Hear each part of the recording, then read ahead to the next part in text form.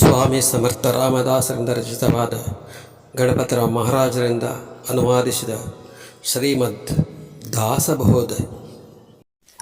ಸ್ನೇಹಿತರೆ, ನಮ್ಮ YouTube channel, Kannada channel, ಸಾಂಸ್ಕೃತಿಕ ಚಾನಲ್ ಹೃದಯಪೂರ್ವಕವಾದ ಸ್ವಾಗತ. ಸ್ನೇಹಿತರೆ, ಈ ವಿಡಿಯೋದಲ್ಲಿ ನಾನು ಕೊಡುವಂಥ ಮಾಹಿತಿ ಧಾರ್ಮಿಕ ಜ್ಞಾನ, ಆಧ್ಯಾತ್ಮಿಕ ಜ್ಞಾನ. ಓಕೆ ಸ್ನೇಹಿತರೆ, ದೇವಿಯ ಮಹಾತ್ಮೆ, ದೇವಿಯ ಮಹಾತ್ಮೆ ಈ ಒಂದು ಹೆಸರು ಏನಿದೆ ಅಲ್ಲ, ಈ ಹೆಸರಿನ ಬಗ್ಗೆ ನೀವು ಕೇಳಿದ್ದೀರ. ದೇವಿ ಮಹಾತ್ಮೆ ನಾಟಕವನ್ನು ನೋಡಿರಬಹುದು, ದೇವಿ ಮಹಾತ್ಮೆ ಸಿನಿಮಾ ಚಿತ್ರವನ್ನು ನೋಡಿರಬಹುದು, ದೇವಿ ಮಹಾತ್ಮೆ ಗ್ರಂಥದ ಬಗ್ಗೆ ಕೇಳಿರಬಹುದು, ದೇವಿ ಮಹಾತ್ಮೆ ಮಹಿಮೆ ಬಗ್ಗೆ ಹಾಡುಗಳನ್ನು ಕೇಳಿರಬಹುದು, ಇನ್ನಿತರ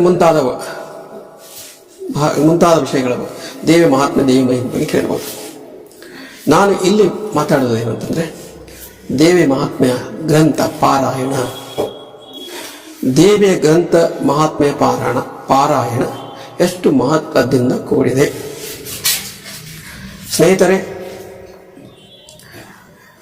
ನಮ್ಮ ಕರ್ನಾಟಕದ ಪ್ರತಿ ಪುಸ್ತಕದ ಮಳಿಗೆಯಲ್ಲಿ ದೇವಿಯ ಮಹಾತ್ಮ ಗ್ರಂಥ ಓದೋಕ್ಕೆ ಲಭ್ಯವಿದೆ.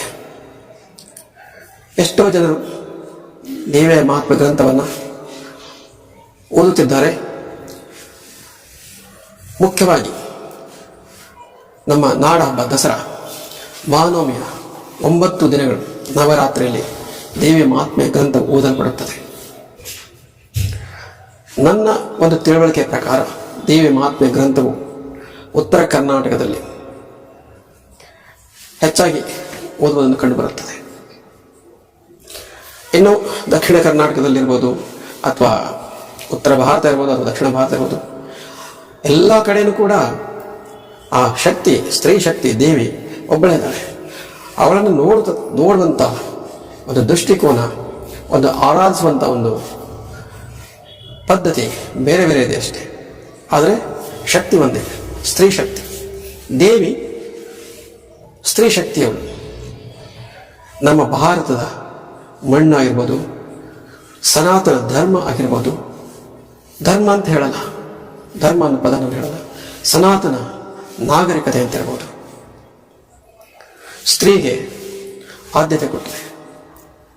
ನಮ್ಮ ವೇದಗಳು, ಉಪನಿಷತ್ತುಗಳು, ಪುರಾಣಗಳು, ಮುಂತಾದ ಶಾಸ್ತ್ರಗಳು, ಮುಂತಾದ ಸಾಹಿತ್ಯಗಳು ಎಲ್ಲದರಲ್ಲೂ ಸ್ತ್ರೀಗೆ ಮಹತ್ವದ ಸ್ಥಾನವನ್ನು ಕೊಟ್ಟಿದ್ದಾರೆ. ಪುರಾಣಗಳು, ಯಾವುದೇ ಪುರಾಣ ತಗೊಳ್ಳಿ, ಆ ಪುರಾಣಗಳಲ್ಲಿ ಸ್ತ್ರೀಗೆ ಮಹತ್ವದೆ. ಪುರಾಣಗಳಲ್ಲಿ ಸ್ತ್ರೀಗೆ ದೇವತೆ ಕೊಟ್ಟಿದ್ದಾರೆ, ಸ್ತ್ರೀ ದೇವತೆಗಳಿದ್ದಾರೆ. ಸ್ತ್ರೀ ದೇವತೆಗಳು ತುಂಬ ಇದ್ದಾರೆ. ಮುಖ್ಯವಾಗಿ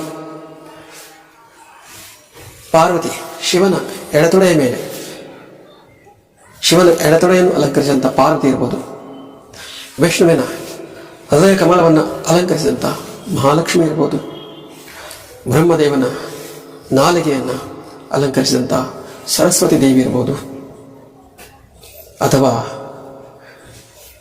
ಕಾಲಕಾಲಕ್ಕೆ ಉದ್ಭವವಾದಂಥ ದುಷ್ಟರ ದಮನ ಮಾಡಲು ಹುಟ್ಟುವಂಥ ಮಹಾಕಾಳಿಕಾದೇವಿ ಆಗಿರಬಹುದು. ಇನ್ನೂ ಎಷ್ಟೊಂದು ನಾಮಗಳು, ಸಹಸ್ರಾರು ನಾಮಗಳಿದ್ದಾವೆ. ಚಾಮುಂಡಿ ಇರಬಹುದು, ತುಂಬ ಪಾಲ್ಗೊಳ್ಳುತ್ತವೆ. ಸ್ತ್ರೀ ದೇವತೆಗಳಲ್ಲಿ ತುಂಬ ದೇವತೆಗಳನ್ನು ಮಾಡಿದ್ದಾರೆ. ಆದರೆ ಎಲ್ಲ ಹೆಸರುಗಳು, ಎಲ್ಲ ನಾಮಗಳು, ಎಲ್ಲ ರೂಪಗಳು ಎಲ್ಲ ಒಂದೇ ಶಕ್ತಿ, ಅದು ಸ್ತ್ರೀ ಶಕ್ತಿ. ಈ ಜಗತ್ತು, ಈ ಸೃಷ್ಟಿ, ಇದೇನು ಬ್ರಹ್ಮಾಂಡ ಇದೆಯಲ್ಲ, ಇದಕ್ಕೊಂದು ಪ್ರಕೃತಿ ಬೇಕು. ಆ ಪ್ರಕೃತಿನೂ ಕೂಡ ಸ್ತ್ರೀ ಶಕ್ತಿಗೆ ಸಂಬಂಧಪಟ್ಟದ್ದು, ಸ್ತ್ರೀ ಶಕ್ತಿ. ಈ ದೇವಿ ಮಹಾತ್ಮೆ ಗ್ರಂಥದಲ್ಲಿ ಬರ್ತಕ್ಕಂಥ ದೇವಿ ಯಾರು? ಈ ದೇವಿ ಮಹಾತ್ಮೆ ಗ್ರಂಥದಲ್ಲಿರ್ತಕ್ಕಂಥ ಅಧ್ಯಾಯಗಳು ಏನು ಹೇಳುತ್ತವೆ? ಈ ದೇವಿ ಮಹಾತ್ಮೆ ಗ್ರಂಥದಲ್ಲಿ ನಡೀತಕ್ಕಂಥ ಸನ್ನಿವೇಶಗಳೇನು? ಸಾಮಾನ್ಯವಾಗಿ ಎಲ್ಲರೂ ಏನು ಕೇಳ್ತಾರೆ, ದೇವಿ ಪ್ರಾಣ ಅಂದರೆ ರಾಕ್ಷಸರ ಸಂಹಾರ ಮಾಡ್ತಾಳೆ, ರಾಕ್ಷಸರ ಸಂಹಾರ ಆಗುತ್ತೆ. ಸಾಮಾನ್ಯವಾಗಿ ಎಲ್ಲರಿಗೂ ಗೊತ್ತಿದೆ, ದೇವಿ ಪುರಾಣದಲ್ಲಿ ರಾಕ್ಷಸರ ಸಂಹಾರ ಮಾಡ್ತಾಳೆ ದೇವಿ. ಇನ್ನೂ ಅತಿಯಾಗಿ ತಿಳ್ಕೊಂಡವರು ಹೇಳ್ತಾರೆ ದೇವಿ ಬಗ್ಗೆ, ಅಲ್ಲಿ ಮಹಿಷಾಸುರನ ಸಂಹಾರ ಮಾಡ್ತಾಳೆ. ಇನ್ನೂ ಅತಿ ಆಳವಾಗಿ ತಿಳ್ಕೊಂಡವರು ಮಧುಕೈಟವರನ್ನು ಸಂಹಾರ ಮಾಡ್ತಾಳೆ. ಇನ್ನೂ ಆಳವಾಗಿ ತಿಳ್ಕೊಂಡವರು ಶುಂಭರನ್ನು ಸಂಹಾರ ಮಾಡ್ತಾಳೆ. ಇನ್ನೂ ಆಳವಾಗಿ ತಿಳ್ಕೊಂಡವರು ರಕ್ತ ಬೀಜಾಸುರನ್ನು ಸಂಹಾರ ಮಾಡ್ತಾಳೆ. ಬಿಡಾಳನ್ನು ಸಂಹಾರ ಮಾಡ್ತಾಳೆ. ಚಂಡಮುಂಡರನ್ನು ಸಂಹಾರ ಮಾಡ್ತಾಳೆ. ಹೀಗೆ ಯಾರು ಎಷ್ಟೆಷ್ಟು ದೇವಿ ಮಹಾತ್ಮ ಗ್ರಂಥದ ಬಗ್ಗೆ ತಿಳುವಳಿಕೆ ಇದೆಯೋ ಅಷ್ಟಷ್ಟು ಜ್ಞಾನ ಅಂತ ಹೇಳ್ತಾರೆ. ಕೆಲವರಿಗೆ ದೇವಿ ಮಹಾತ್ಮ ಗ್ರಂಥ ಅದು ಮುಟ್ಟೋದಕ್ಕೆ ಭಯ ಆಗುತ್ತೆ. ಕೆಲವರಿಗೆ ದೇವಿ ಮಹಾತ್ಮ ಗ್ರಂಥ ದೂರದಿಂದಲೇ ನಮಸ್ಕಾರ ಮಾಡ್ತಾರೆ. ಕೆಲವರಿಗೆ ದೇವಿ ಮಹಾತ್ಮ ಗ್ರಂಥದ ಬಗ್ಗೆ ಭಯ ಇದೆ.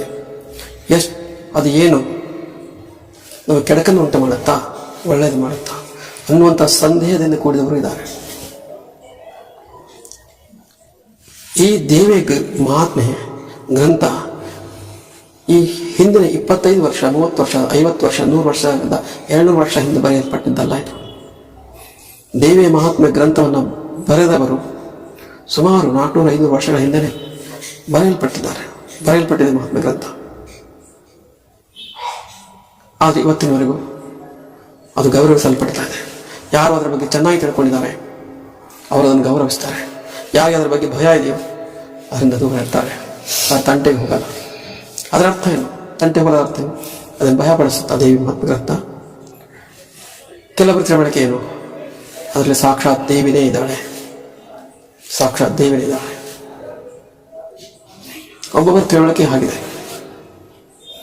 ನಾನು ಈ ನನ್ನ ಚಾನಲ್ ಮುಖಾಂತರ ದೇವಿ ಮಹಾತ್ಮ ಬಗ್ಗೆ, ನಾನು ದೇವಿ ಮಹಾತ್ಮ ಗ್ರಂಥವನ್ನು ಪುಸ್ತಕವನ್ನು ಓದಿ ದೇವಿ ಮಹಾತ್ಮ ಗ್ರಂಥ ಪುಸ್ತಕವನ್ನು ಓದುವುದಿಲ್ಲ. ಕೇವಲ ಆ ಪುಸ್ತಕದ ಅಧ್ಯಾಯದಲ್ಲಿ ಏನಿದೆ ಅದರ ಬಗ್ಗೆ ಹೇಳೋಕ್ಕೆ ಪ್ರಯತ್ನ ಮಾಡ್ತೇನೆ. ಯಾಕಂದರೆ ಈಗ 21ನೇ ಶತಮಾನ, ಭೂಮಿ ಪೃಥ್ವಿ ಕಾಲ ಸರಿತಾ ಇದೆ. ಇದಕ್ಕೊಂದು ಅಂತ್ಯ, ಒಂದು ದಿವಸ ಅದಕ್ಕೆ ಅಂತ್ಯ ಇದೆ. ಈ ಸೃಷ್ಟಿಯಲ್ಲಿ ಹುಟ್ಟಿದ್ದು ಸಾಯುತ್ತೆ. ಅದು ಕೇವಲ ಪ್ರಾಣಿಗಳಲ್ಲ, ಮನುಷ್ಯರಲ್ಲ, ವಸ್ತುಗಳಿಗೂ ಕೂಡ ಆಯುಷ್ಯ ಇದೆ. ಮೇಲೆ ಇರತಕ್ಕಂಥ ಸೂರ್ಯನಿಗೂ ಆಯುಷ್ಯ ಇದೆ, ಚಂದ್ರನಿಗೂ ಆಯುಷ್ಯ ಇದೆ, ಗ್ರಹಗಳಿಗೂ ಆಯುಷ್ಯ ಇದೆ, ನಮಗೂ ಆಯುಷ್ಯ ಇದೆ, ನಿಮಗೂ ಆಯುಷ್ಯ, ಎಲ್ಲರಿಗೂ ಆಯುಷ್ಯ ಇದೆ, ವಸ್ತುಗಳಿಗೂ ಆಯುಷ್ಯ ಇದೆ. ಎಷ್ಟೋ ಕೋಟಿ ವರ್ಷಗಳ ಹಿಂದೆ ಈ ಸೃಷ್ಟಿಯ ನಿರ್ಮಾಣ ಆಗಿದೆ. ಮುಂದೆ ಎಷ್ಟೋ ಕೋಟಿ ವರ್ಷಗಳ ನಂತರ ಇದು ಮುಗಿತದೆ. ಇದು ಯಾರು ನಿರ್ಮಾಣ ಮಾಡ್ತಾರೆ, ಯಾರು ಅಂತ್ಯ ಮಾಡ್ತಾರೆ, ಅದು ಆಳವಾದ ಪ್ರಶ್ನೆ. ಅದಕ್ಕೆ ಉತ್ತರ ಮಹಾಜ್ಞಾನಿಗಳಿಗೆ ಗೊತ್ತು. ಅದಕ್ಕೆಲ್ಲ ಏನು ಪ್ರೂಫ್ ಅಂತಾರಲ್ಲ, ಸಾಕ್ಷಿಗಳು, ಅದ್ಯಾವುದು ಸಿಗಲ್ಲ. ಕೆಲವೊಂದು ಆಧ್ಯಾತ್ಮಿಕ ವಿಚಾರಗಳಿದ್ದಾವೆ, ಕೆಲವೊಂದು ವಿಚಾರಗಳಿದ್ದಾವೆ ಈ ಜಗತ್ತಿನಲ್ಲಿ. ಅವುಗಳಿಗೆ ಉತ್ತರ ಮನುಷ್ಯರಿಗೆ ಸಿಗೋದಿಲ್ಲ. ವಿಜ್ಞಾನ ಎಷ್ಟೇ ಮುಂದುವರೆದಿದೆ, ಇವತ್ತು ವಿಜ್ಞಾನ ಎಷ್ಟು ಮುಂದುವರೆದಿದೆ ಅಂದರೆ ಶನಿಗ್ರಹದವರೆಗೂ ಹೋಗಿ ಅಧ್ಯಯನ ಮಾಡ್ತಾ ಇದ್ದಾರೆ. ಅಲ್ಲಿವರೆಗೂ ಹೋಗಿದ್ದಾರೆ, ಅದನ್ನು ದಾಟ್ತಾರೆ ಇದ್ದಾರೆ. ಅಷ್ಟಾದರೂ ಕೂಡ ಇನ್ನೂ ಎಷ್ಟೋ ರಹಸ್ಯಗಳು ಸಿಗೋದಿಲ್ಲ. ಕೆಲವೊಂದು ರಹಸ್ಯಗಳು ಭಗವಂತ ಬಿಟ್ಟುಕೊಡಲ್ಲ, ಸೃಷ್ಟಿಕರ್ತ ಬಿಟ್ಟುಕೊಡಲ್ಲ ಮನುಷ್ಯನಿಗೆ. ಮುಖ್ಯವಾಗಿ ಹೇಳ್ತೀನಿ ಕೇಳಿ, ಭಾಳ ವಿಜ್ಞಾನಕ್ಕೆ ಹೋಗೋದು ಬೇಡ. ನಮ್ಮ ಜನ್ಮದ ಮೂಲ ನಮಗೆ ಗೊತ್ತಿಲ್ಲ, ನಮ್ಮ ಸಾವಿನ ನಂತರ ಏನು ಗೊತ್ತಿಲ್ಲ. ಇವೆರಡಷ್ಟೇ ಅಲ್ಲ, ಹುಟ್ಟಿನಿಂದ ಸಾಯುವವರೆಗೂ ನಾವು ಯಾರ್ಯಾರ ಜೊತೆ ಏನೇನು ವ್ಯವಹಾರ ಮಾಡ್ತೀವಿ ಅದು ನಮ್ಗೆ ಗೊತ್ತಿಲ್ಲ. ಎಷ್ಟೋ ಜನ ಬರ್ತಾರೆ, ಎಷ್ಟೋ ಜನ ಹೋಗ್ತಾರೆ. ಅದಕ್ಕೆ ಋಣ ಇರುತ್ತೆ, ಋಣಾನುಬಂಧ, ವ್ಯವಹಾರದ ಋಣ ಇರುತ್ತೆ. 3ನೇದ್ದು 4ನೇದ್ದು ನಮ್ಮ ಆಯುಷ್ಯ ಎಷ್ಟು ಅಂತ ಗೊತ್ತಿಲ್ಲ. ನಿಜನಾ? ನಾನು ಹೇಳ್ತಾ ಇರೋದಕ್ಕೆ ಇಲ್ಲಿ ಸಾಕ್ಷಿ ಇಲ್ಲ, ಆದರೆ ನಂಬೋದು ಎಲ್ಲರಿಲ್ಲ. ಕರೆಕ್ಟಾ? ಇವು 4 ರಹಸ್ಯಗಳು ಎಲ್ಲಿಯೂ ಸಿಗಲ್ಲ. ಈ 4 ರಹಸ್ಯಗಳಿಗೆ ಉತ್ತರ ಸಿಗಲ್ಲ. ಏನು ಮಾಡಿದ್ರು ಸಿಗಲ್ಲ. ಹುಟ್ಟು, ಸಾವು, ಆಯುಷ್ಯ, ಋಣ, ಏನು ಮಾಡಿದ್ರು ಸಿಗೋದಿಲ್ಲ. ರಹಸ್ಯ ನನ್ನ ತಿಳುವಳಿಕೆ. ಓಕೆನಾ? ದೇವಿ ಮಹಾತ್ಮೆ ಅಧ್ಯಯನ ಮಾಡಬೇಕು. ಓಕೆ, ಅಧ್ಯಯನ ಮಾಡಿದ್ರೆ ಅದರಲ್ಲಿ ಏನಿದೆ? ಸರಿ, ರಾಕ್ಷಸರ ಸಂಹಾರ ಆಗಿದ್ದು ಆಗುತ್ತೆ. ಅದರಲ್ಲಿ ತುಂಬ ಜನ ರಾಕ್ಷಸರು ಬರ್ತಾರೆ, ಮಹಾ ರಾಕ್ಷಸರು ಬರ್ತಾರೆ. ಅವರೆಲ್ಲರ ಸಂಹಾರ ಆಗುತ್ತೆ. ದೇವಿ ಸಂಹಾರ ಮಾಡ್ತಾಳೆ. ದೇವತೆಗಳನ್ನು ಕೈ ಹಿಡಿದು ಕಾಪಾಡ್ತಾಳೆ. ದೇವತೆಗಳು ಯಾರು? ಬ್ರಹ್ಮ, ವಿಷ್ಣು, ಮಹೇಶ್ವರ, ತ್ರಿಮೂರ್ತಿಗಳು, ಇಂದ್ರ, ಅಷ್ಟದಿಕ್ಪಾಲಕರು, 33 ಕೋಟಿ ದೇವತೆಗಳು, ಅವರೆಲ್ಲರನ್ನೂ ಕಾಪಾಡ್ತಾಳೆ. ಅಂಥ ಮಹಾನ್ ದೇವತೆಗಳು, ಸೃಷ್ಟಿಸಿದ ಲಯವನ್ನು ಮಾಡ್ತಕ್ಕಂಥ ಬ್ರಹ್ಮ, ವಿಷ್ಣು, ಶಿವ, ಇವರನ್ನೇ ಅಲುಗಾಡಿಸುವಂಥ ಶಕ್ತಿಗಳು ರಾಕ್ಷಸರು. ಶಿವನು ಕೆಲವೊಂದು ಪುರಾಣಗಳಲ್ಲಿ, ಕೆಲವೊಂದು ಕಥೆಗಳಲ್ಲಿ ಶಿವ ಕೋಪಗೊಂಡ್ರೆ ಪ್ರಳಯ ಆಗುತ್ತೆ. ಇದನ್ನು ಕೇಳಿದ್ರೆ ಅಂಥ ಶಿವನನ್ನೇ ಹೆದರಿಸುವಂಥ, ಅಂಥ ಶಿವನಿಗೆ ಹೆದರಿಸುವಂಥ ರಾಕ್ಷಸ ಶಕ್ತಿಗಳು, 10 ಅವತಾರಗಳನ್ನು ತಾಳಿದಂಥ ವಿಷ್ಣುವಿಗೆ ಹೆದರಿಸುವಂಥ ರಾಕ್ಷಸರು, ಇಡೀ ವಿಶ್ವಕ್ಕೆ ಜ್ಞಾನವನ್ನು ಕೊಡುವಂಥ ಬ್ರಹ್ಮದೇವನಿಗೆ ಅಲೆಗಾಡಿಸುವಂಥ ರಾಕ್ಷಸರು. ಅಂಥ ರಾಕ್ಷಸರ ಸಂಹಾರ ಆಗುತ್ತೆ. ಸಾದ ರಾಕ್ಷಸರಲ್ಲ ಅವರು. ಮಧುಕೈಟವ ಅಂತ ಮಧುಕೈಟವರ ಅಂತ್ಯ, ಮಹಿಷಾಸುರನ ಅಂತ್ಯ, ಶುಂಭ ನಿಶುಂಭರ ಅಂತ್ಯ. ಈ 3 ಅಧ್ಯಾಯಗಳಿದಾವೆ, 3 ಚರಿತ್ರೆಗಳಿದ್ದಾವೆ ಅಧ್ಯಾಯದಲ್ಲಿ. ಆದರೆ ನಿಜವಾಗಿಯೂ ಈ ರಾಕ್ಷಸರು ಇದ್ರ ದೇವತೆಗಳೆಲ್ಲಿದ್ದಾರೆ? ರಾಕ್ಷಸರು ಎಲ್ಲಿದ್ದಾರೆ? ಈಗ ಎಲ್ಲಿದ್ದಾರೆ? ದೇವತೆಗಳು ಕಣ್ಣಿಗೆ ಕಾಣ್ತಾರ? ಬ್ರಹ್ಮದೇವರು ಕಾಣ್ತಾರ? ವಿಷ್ಣು ದೇವರು ಕಾಣ್ತಾರ? ಶಿವದೇವರು ಕಾಣ್ತಾರ? ಹಾಗೆ ಅವರು ರಾಕ್ಷಸರು ಕಾಣ್ತಾರ? ಆದರೆ ದೇವಿ ಮಹಾತ್ಮೆ ಗ್ರಂಥ ಅದರ ಮೂಲ ಏನು ಅಂತಂದರೆ, ಇವರು ಎಲ್ಲ ರಾಕ್ಷಸರು, ದೇವತೆಗಳು ಎಲ್ಲರೂ ಬೇರೆ ಎಲ್ಲೂ ಹೊರಗಿಲ್ಲ. ಅವರು ನಮ್ಮ ಒಳಗೆ ಇದ್ದಾರೆ, ನಮ್ಮ ಒಳಗೆ ಇದ್ದಾರೆ. ಮನುಷ್ಯನ ಪ್ರಾಣಿಗಳ ಶರೀರದಲ್ಲಿ ಇದ್ದಾರೆ. ಮಧುಕೈಟವರು, ಬ್ರಹ್ಮ, ಮಹಿಷಾಸುರ, ಶುಂಭ ನಿಶುಂಭ, ರಕ್ತಬೀಜಾಸುರ, ಬಿಡಾಲ, ಚಂಡಮುಂಡರು, ಇಂಥ ಮಹಾನ್ ರಾಕ್ಷಸರು ನಮ್ಮ ಶರೀರದ ಒಳಗೆ ಇದ್ದಾರೆ. ಬ್ರಹ್ಮ, ವಿಷ್ಣು, ಮಹೇಶ್ವರನು ಕೂಡ ನಮ್ಮ ಶರೀರದ ಒಳಗೆ ಇದ್ದಾರೆ. ಈ ಮಹಾತ್ಮೆ ಮತ್ತು ದೇವಿ ಯಾರು? ಹಾಗಾದರೆ ದೇವಿ ಈ ಶರೀರದ ಒಳಗೆ ಇದ್ದಾಳೆ. ಇವರು ಯಾರನ್ನು ನಾವು ಗುರುತಿಸಿಲ್ಲ. ಇದೇ ಅಧ್ಯಾತ್ಮ. ನಮ್ಮ ಶರೀರದ ಬಗ್ಗೆ ನಾವು ತಿಳಿದುಕೊಳ್ಳುವುದೇ ದೇವಿಯ ಪಾರಾಯಣ. ದೇವಿಯ ಪಾರಾಯಣ ಪ್ರತ್ಯಕ್ಷ ಮತ್ತು ಅಪ್ರತ್ಯಕ್ಷವಾಗಿದೆ. ದೇವಿಯ ಪಾರಾಯಣ ಮಾಡುವಾಗ ಅದು ಹೆಂಗಿರುತ್ತಂದರೆ, ಕಲ್ಪನೆಯಲ್ಲಿ ರಾಕ್ಷಸರು ದೇವಿ ಬರ್ತಾಳೆ, ಸಂಹಾರ ಮಾಡ್ತಾಳೆ ಅಂತ ಇರುತ್ತೆ. ಆದರೆ ಅದು ಪರೋಕ್ಷವಾಗಿ, ಪ್ರತ್ಯಕ್ಷವಾಗಿ ಅದು ಕಥೆಯಾದರೂ ಕೂಡ ಪರೋಕ್ಷವಾಗಿ ಅದು ನಮ್ಮ ಪುರಾಣ, ಈ ಶರೀರದ ಪುರಾಣನೇ. ಈ ಶರೀರದ ಪುರಾಣ ದೇವಿ ಪಾರಾಯಣ. ಆ ಶುಂಭ ಯಾರು, ನಿಶುಂಭ ಯಾರು, ಮಹಿಷಾಸುರ ಯಾರು, ಮಧು ಕೈಟವರು ಯಾರು, ಎಲ್ಲ ರಾಕ್ಷಸರು, ನಾನಾ ಥರದ ರಾಕ್ಷಸರು ಯಾರು, ಅವರು ನಮ್ಮ ಶರೀರದಲ್ಲಿ ಹೇಗಿದ್ದಾರೆ, ಯಾವ ರೀತಿ ತಾಂಡವನ್ನು ನೃತ್ಯವನ್ನು ಮಾಡ್ತಾ ಇದ್ದಾರೆ, ನಮ್ಮ ಶರೀರದಲ್ಲಿ ದೇವತೆಗಳು ಎಲ್ಲಿದ್ದಾರೆ, ಅವರು ಯಾವ ಕೆಲಸಗಳನ್ನು ಮಾಡ್ತಾ ಇದ್ದಾರೆ, ಅವರನ್ನೇ ಮೆಟ್ಟಿ ನಿಂತು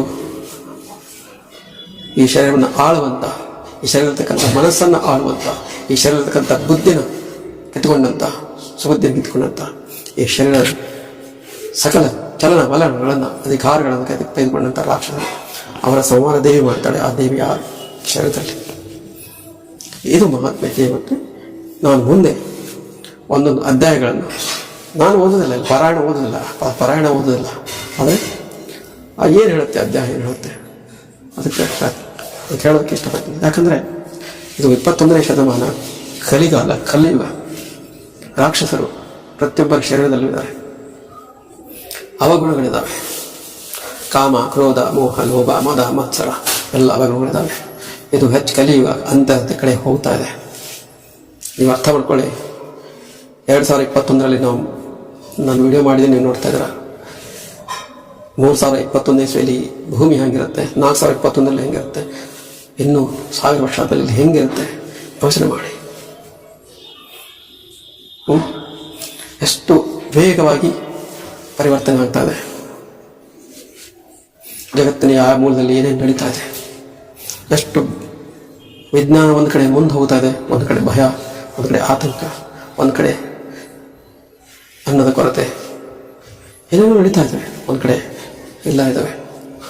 ಅದಕ್ಕೆ ನಾನು ಏನು ಹೇಳ್ತೀನಿ ಅಂದರೆ, ಆದಷ್ಟು ನಿಮಗೆ ಕಡೆಯಿಂದ ಎಷ್ಟು ಸಾಧ್ಯದೆಯೋ ಯಾರ್ಯಾರು ಎಷ್ಟು ಸಾಧ್ಯವೋ ಅಷ್ಟು ಭಗವಂತನ ಕರುಣೆಯನ್ನು ಸಂಪಾದನೆ ಮಾಡಿ, ದೇವರ ಕರುಣೆಯನ್ನು ಸಂಪಾದನೆ ಮಾಡಿ, ದೇವಿಯ ಕರುಣೆ ಸಂಪಾದನೆ ಮಾಡಿ. ಈ ದೇವಿ ಮಹಾತ್ಮ ಗ್ರಂಥದಲ್ಲಿ ಬ್ರಹ್ಮ ವಿಷ್ಣು ಮಹೇಶ್ವರನ್ನೇ ಅಲುಗಾಡಿಸುವಂಥ ರಾಕ್ಷಸರು ಇದ್ದಾರೆ. ಅವರ ಸಮಾರ ದೇವತೆಗಳು ದೇವಿ ಹೋಗಿ ಕೇಳ್ತಾರೆ, ನಮ್ದೆಲ್ಲ ಅಧಿಕಾರ ತಗೊಂಡಿದ್ದಾರೆ, ನಮಗೇನೂ ಇಲ್ಲ. ಇಂದ್ರ ಪದವಿ ಎಲ್ಲ ರಾಜ್ಯಗಳು ಹೋಗಿದ್ದಾವೆ, ಎಲ್ಲ ಪದವಿಗಳು ಹೋಗಿದ್ದಾವೆ. ದೇವತೆಗಳನ್ನು ಸೆರೆ ಹಿಡಿದ್ದಾರೆ, ತಮ್ಮ ಆಳುಗಳನ್ನು ಮಾಡ್ಕೊಂಡಿದ್ದಾರೆ ರಾಕ್ಷಸರು. ಅವರ ಸಂಹಾರ ಮಾಡು ತಾಯಿ, ನಮ್ಮ ರಕ್ಷಣೆ ಮಾಡುವಂತ ಕೇಳ್ತಾರೆ. ಆಗ ಆ ದೇವಿ ಆ ರಾಕ್ಷಸ ಸಂಹಾರ ಮಾಡ್ತಾಳೆ. ಹೇಗೆ ಮಾಡ್ತಾಳೆ ಅಂದರೆ ಒಂದು ಮುಂದೆ ನೋಡುವ, ಯಾವಾಗ ಅನುಕೂಲ ಆದಾಗ ವಿಡಿಯೋದಲ್ಲಿ ಬರ್ತೀನಿ. ಅದಕ್ಕೆ ಯಾರು ಎಷ್ಟೆಷ್ಟು ಸಾಧ್ಯ ಇದೆಯೋ ಅಷ್ಟೆಷ್ಟು ದೇವಿಯ ಆರಾಧನೆ ಮಾಡಿ, ದೇವಿಯ ಕರುಣೆ ಸಂಪಾದನೆ ಮಾಡಿ. ದೇವತೆಗಳು ನಮ್ಮ ಶರೀರದಲ್ಲಿ ದೇವತೆಗಳಿಗೆ ಅವಕಾಶ ಕೊಡಿ. ಓಕೆ, ಧನ್ಯವಾದಗಳು ಸ್ನೇಹಿತರೆ. ಈ ಕನ್ನಡ ಗುರುವೀರ ಕನ್ನಡ ಬ್ಲಾಗ್ ಸಾಂಸ್ಕೃತಿಕ ಚಾನಲ್ಗೆ ಸಬ್ಸ್ಕ್ರೈಬ್ ಮಾಡಿ, ಲೈಕ್ ಮಾಡಿ, ಶೇರ್ ಮಾಡಿ. ಧನ್ಯವಾದಗಳು. ದಯವಿಟ್ಟು ಈ ಚಾನಲ್ಗೆ ಸಬ್ಸ್ಕ್ರೈಬ್ ಮಾಡಿ, ಲೈಕ್ ಕೊಡಿ, ಶೇರ್ ಮಾಡಿ ಮತ್ತು ಗಂಟೆಯನ್ನು ಕ್ಲಿಕ್ ಮಾಡುವುದನ್ನು ಮರೆಯಬೇಡಿ. ಧನ್ಯವಾದಗಳು.